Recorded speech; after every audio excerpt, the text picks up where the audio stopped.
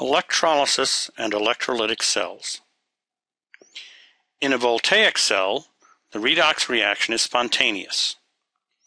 In an electrolytic cell, the redox reaction is non-spontaneous. In an electrolytic cell, this non-spontaneous redox reaction is forced to occur by applying a voltage. Electrolysis is the process of applying that voltage to force the reaction to occur.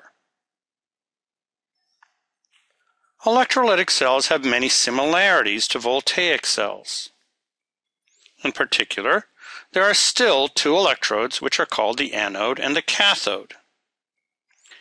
The oxidation still occurs at the anode and the reduction at the cathode. If there are two half cells that are separated, there must still be a connection between the two parts to allow the charge to equalize. That is, there must be a salt bridge. You should note, however, that with electrolytic cells, since the reaction is non-spontaneous, it is often not necessary to separate the two half reactions because the reaction will not happen on its own.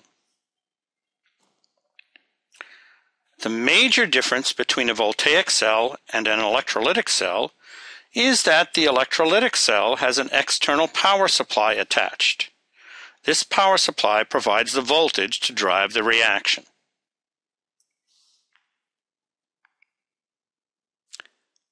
The electrolytic purification of copper is one example of an electrolytic cell.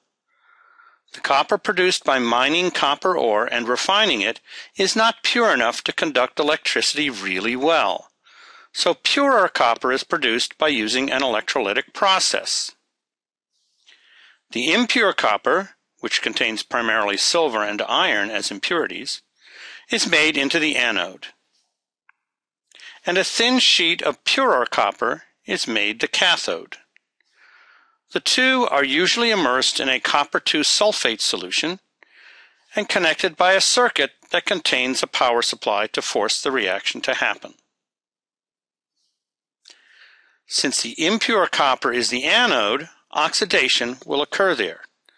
This is primarily the oxidation of copper metal to copper ions, but may also oxidize the iron and the silver since they are impurities.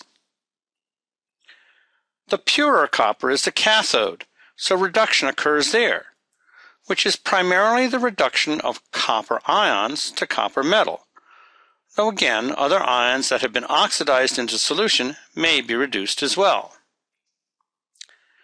The trick of the purification process is to use appropriate voltage so that the copper and some other metals are oxidized at the anode while others are not, and so that only the copper ions are reduced at the cathode.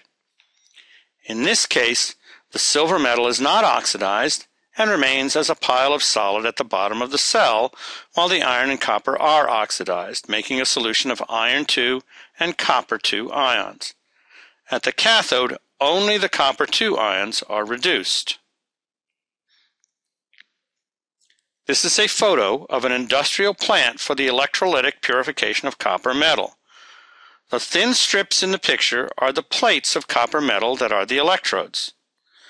For reference, the circle shows a man in the back of the plant to show the size and number of the electrodes.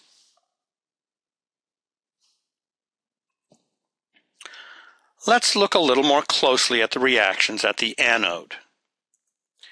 The main reaction at the anode is the oxidation of copper metal to copper 2 ions, which has a half-cell voltage of minus 0.337 volts.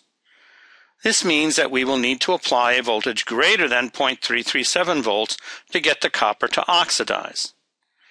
Any voltage greater than 0.337 volts will work. However, iron and silver are also present and may be oxidized. The half-cell voltage for iron is plus 0.44 volts. This means that any voltage high enough to oxidize the copper will also oxidize the iron. On the other hand, the half-cell voltage for the silver is minus 0.799 volts.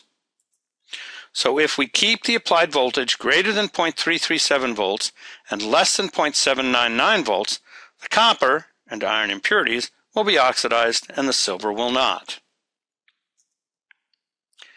At the cathode, the main reaction is the reduction of copper-2 ions to copper metal.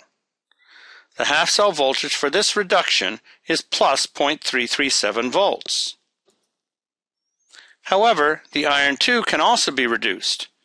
The half-cell voltage for this reduction is minus 0.440 volts.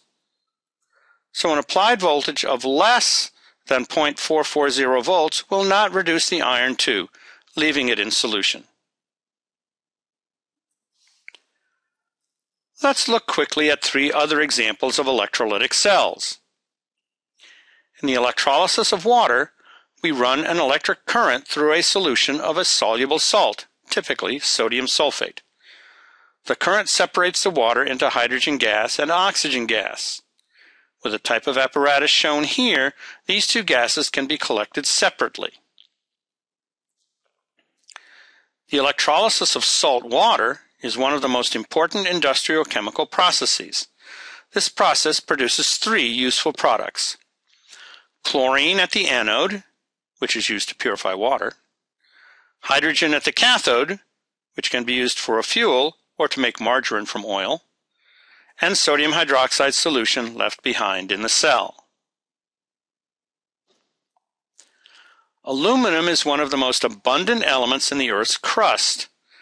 However, it is also an active metal, and it is hard to separate from the substances in which it appears.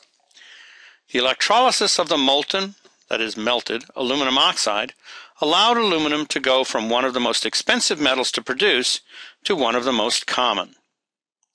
The tip of the Washington Monument in Washington, D.C. is made of aluminum metal, which was still very expensive at the time the monument was built.